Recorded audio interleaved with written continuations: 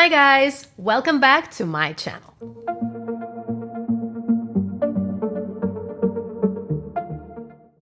Today I want to discuss the current situation with Blake Lively. Almost everyone seems to have spoken about it already, and I actually want to share my own 2 cents on the subject, but from a psychological point of view. Disclaimer, I am not a therapist, and this whole video is my opinion only and not a diagnosis in any way. I'm simply someone who has been in therapy for a while and enjoys analyzing behaviors by looking beneath the surface. When it comes to Blake Lively and Justin Baldoni's situation, I believe people make a significant mistake by trying to pinpoint a single bad guy in the situation. It seems to always have to be either Blake Lively or Justin Baldoni.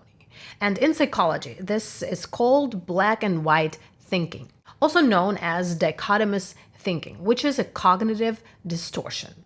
It frames situations, people, or events as either entirely good or bad, successful or failure, right or wrong, without any middle ground. It's the tendency to view things in extreme absolute terms without any room for complexity or nuance. So Blake Lively is either a saint or a monster. The same goes for Justin Baldoni. Generally, black and white thinking is often associated with childhood because it's actually a developmental stage when children do not have the ability to digest complex emotions, right? So they tend to think in black and white terms. This is either good or bad. What happened is either the worst tragedy in the world or the happiest moment of my life, right? So these extremes are a sign of this childish view on life. As people mature, they typically should develop an ability to tolerate uncertainty and hold multiple perspectives at the same time. And this allows for more nuanced thinking. However, unfortunately, I personally notice, and myself included sometimes, I notice that adults tend to still rely on black and white thinking, and they're operating with a simplistic and immature framework that doesn't reflect the difficulties of real life and the complexities of it. For example, Blake Lively is currently painted in the media as a villain based on her old interviews and her so-called mean girl behavior. Let's examine her infamous interview with Kjersti Flaa. First of all, congrats on your little bump. Congrats on your little bump. What about my bump? You've got 2 nice ones. And they are kind of bumps, aren't they? No, not bumps. The lovely lady lumps. Check it out. Thank you. Blake immediately reacts with a joke laced with suppressed aggression, indicating that she took the interviewer's comment as offense. And it's also interesting that immediately after, she avoids eye contact for a while. This kind of behavior seems typical for Blake and unfortunately resembles classic narcissistic defense mechanism. I'm not saying she's a narcissist, obviously. I don't know her personally. However, I can say that most people actually exhibit narcissistic tendencies, but it is more prominent in some people than the others. Recently, it has become very common, especially on social media, to label everyone as narcissist and to portray those with narcissistic tendencies as villains. Personally, I feel very sorry for those who suffer from narcissistic tendencies. It's important to understand that these individuals actually feel like they are nothing and suffer from a very low self-esteem, often stemming from a childhood full of suppressed emotions and turbulence. Such individuals may present themselves as they are kings and queens of the world, when in reality, inside, they feel worthless. They often perceive criticism or even compliments as a threat to their ego in fear of sudden exposure. And this is when narcissistic defense mechanisms come into play. In this interview, Blake seems to be reacting defensively to this comment because it threatens her image of a perfect woman. It threatens her own idealized self-image. For example, a compliment about her baby bump seems to have triggered insecurity or vulnerability, leading to a sarcastic response to protect her self-worth. And avoiding eye contact afterwards could also be a way to avoid awkwardness of the moment and to regain control of the interaction. I obviously don't know what Blake's childhood was like, but this kind of a reaction indicates that through projection, Blake is someone with narcissistic tendencies, could perceive that she is engaging with a parental figure or reliving the past dynamic with her mom and dad. Projection is a defense mechanism where individuals attribute their own feelings, fears, and unresolved conflicts onto others. If a person has unresolved issues with a parent, feelings of inadequacy, criticism, power struggle, they nowadays might cast the other person as their parent to seemingly resolve the past. Obviously, a person does not consciously understand it in the moment unless they've been in therapy for years. Actually, we all do it on a daily basis, again, unless we've been completely healed from it, especially in marriages where unresolved childhood family dynamics really start to flourish, because this is the moment when unconsciously you start to feel like this is family. So you kind of bring your childhood into this family. And in my opinion, this is what breaks most of the marriages and couples, unfortunately. Because when people start putting a mask of their parent onto their partner and play this little game, it's a very dangerous game, actually, and it can ruin relationships, friendships, partnerships. So what Blake did here could have been that kind of a projection. If the comment was perceived as criticism, she might have seen her parental figure from her childhood in this interviewer, and she fought back, like there's no tomorrow.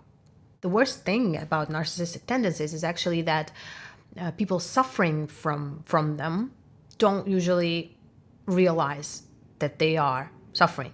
It could be that Blake has suppressed her childhood traumas and emotions so much that in front of her mind, she actually believes that she's very self-confident, very, mature and all that. She could wholeheartedly believe it. But the way she clearly feels in certain interactions with people suggests otherwise.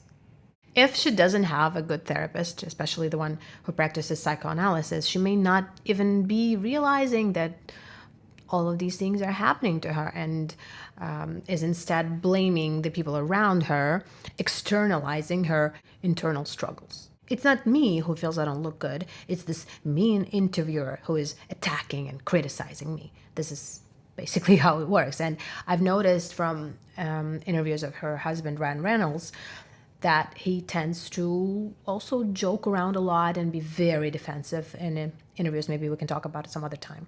So in Blake's interview, this is a clear defensive projection where she's shifting her internal discomfort onto the other person.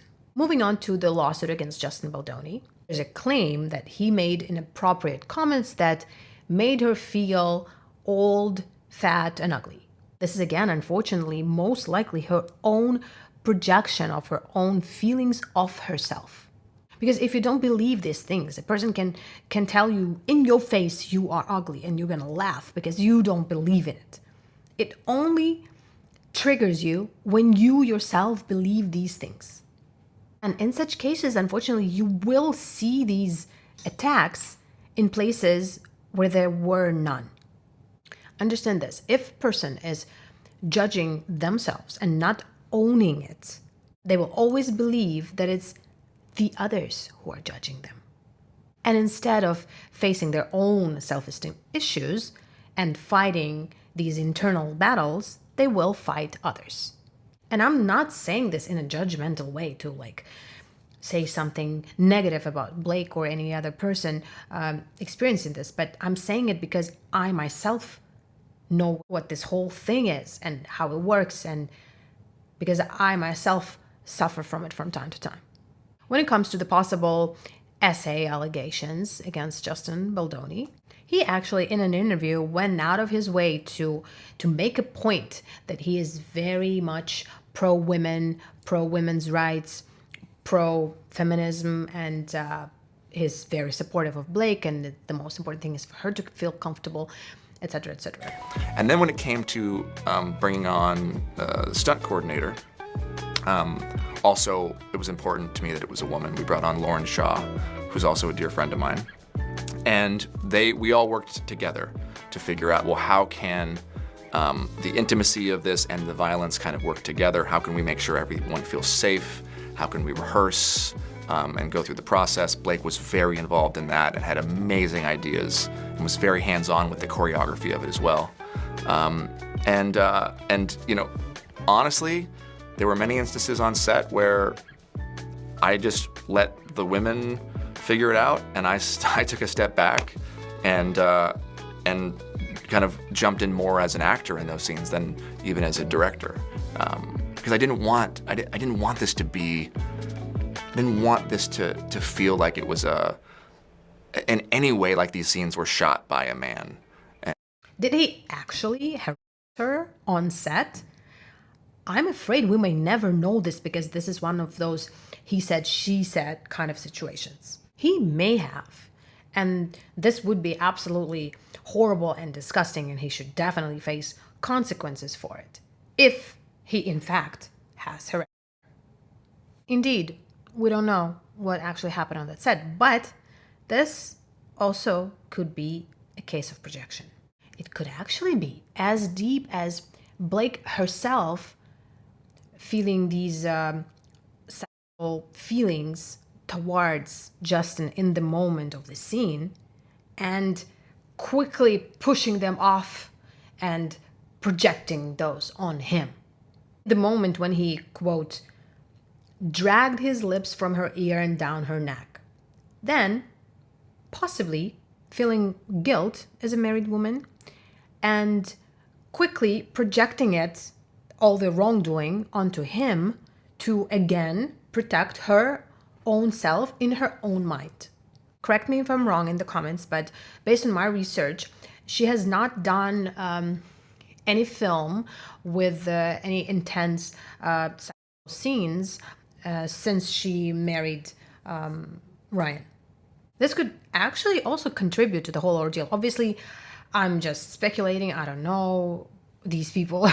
And this is purely based on these public interviews and these things, and just analyzing them from a psychological point of view. And now we're getting to my favorite subject, modern feminism and everything that is wrong with it. Sorry, I'm not gonna hide my feelings about it. The thing is, yes, modern feminism and the Me Too movement have significantly helped women to speak out against abuse, against inequality and discrimination.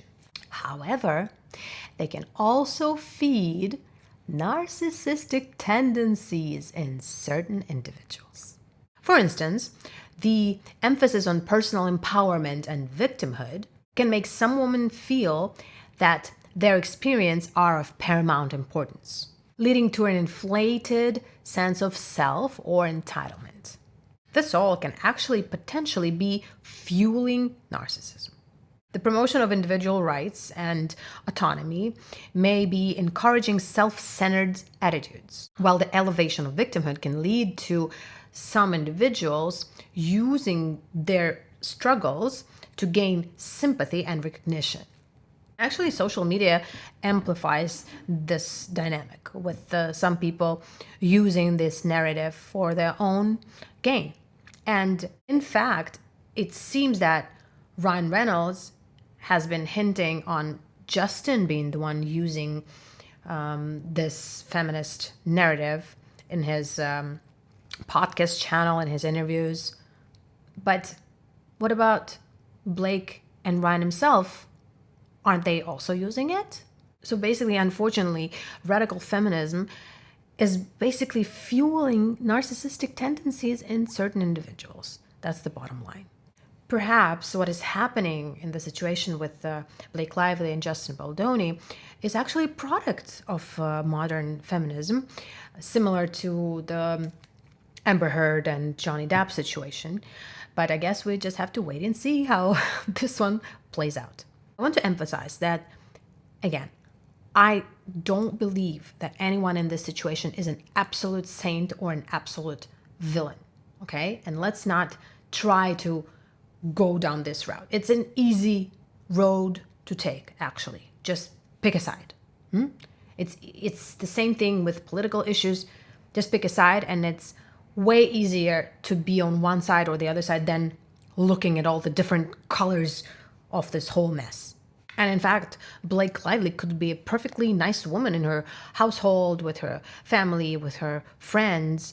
And even this lawsuit, from her viewpoint, could be perfectly genuine. I personally disagree and don't believe that this is some planned attack on Justin Baldoni or huge manipulation tactic on her part. I'd rather look at it from this whole psychological perspective. And in my opinion, Blake Lively could wholeheartedly believe that she's right. But I personally know how narcissistic defenses can cloud your judgment, and it's very, very hard to see through the fog. I personally have been to plenty of situations when I feel attacked or I feel like I'm being criticized, where I actually wasn't. And then when the clouds clear, I realized that, yeah, it was my problem, not the other person's problem. And if I'm right in my assumptions, and it kind of looks like we've discussed Blake more today than Justin, it does not make her a bad person at all, okay? It does not make her a bad person. It just makes it hard to find truth in such situations because everybody has their own version of the truth. And one more thing, Blake Lively has always been America's sweetheart, right? And she kind of stayed away from the public eye with her family, and she had kids and so on. And she's always been this perfect girl, always doing the right thing, and everybody loves her, and she's so stylish, and all her dresses are beautiful at all those award shows. So now when she's all of a sudden in the limelight with this whole story, I also think that a lot of people who have been jealous of her, and maybe also they're suppressing these feelings and they don't even realize that they're jealous of it. Jealousy is a very, very prominent feeling that we all suppress all the time. She's beautiful, she's talented, she's rich. Plenty of people are jealous of her, I bet. So now I believe these people could be taking the situation and taking Justin's side just because they hate her so much, just because they're so jealous of her. So let's remember that when we analyze this whole situation. So how this whole story will resolve, I guess we just have to wait and see. Thank you so much for your time and for discussing this with me today.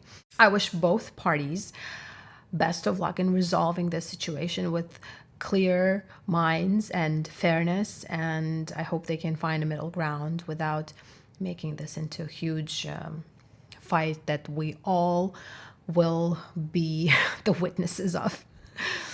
Thank you so much for watching, and I'll see you in my next video. Bye. My, oh my.